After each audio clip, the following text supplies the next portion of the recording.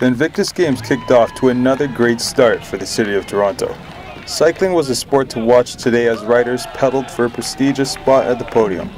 High Park was transformed into a circuit where riders would compete in time-trialed races.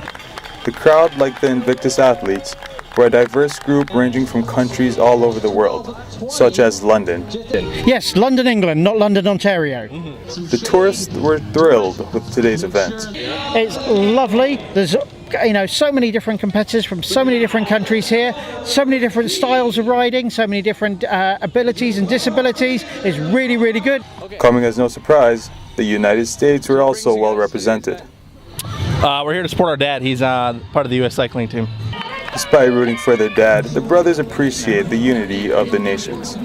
I think it's really a good chance for us to come see a bunch of countries come together and enjoy some sports and have a good time and show support for each other.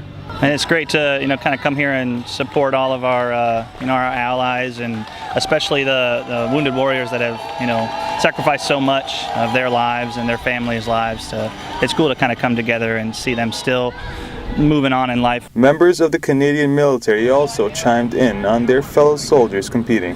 I think it's sort of a chance for a lot of our injured vets to get back to some semblance of normalcy.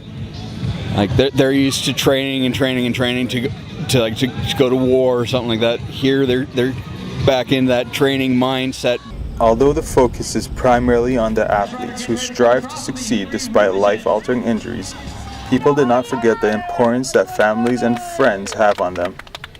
Focusing on the Wounded Warriors Support Network, the families specifically, because they also go through the same battles to recover as the Wounded Warriors do.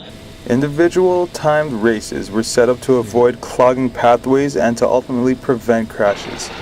It didn't appear to faze the riders, as they were seen zipping up and down High Park. Due to the fierce heat, spectators were constantly forced to relocate to spots that provided cooler shade. Not only that, but Invictus staff urged everyone to stay hydrated, as the sun did not let up one bit. The 2017 Invictus Games continues to have Toronto on their feet. Toronto has put on an absolutely stonker of a game so far. It is brilliant. With today's cycling event here at High Park, which is free, the Invictus Games also has many other events happening in Toronto throughout the week, including many events tomorrow, such as indoor rowing, powerlifting, and much more. For Humber News, I'm Jason Ramru.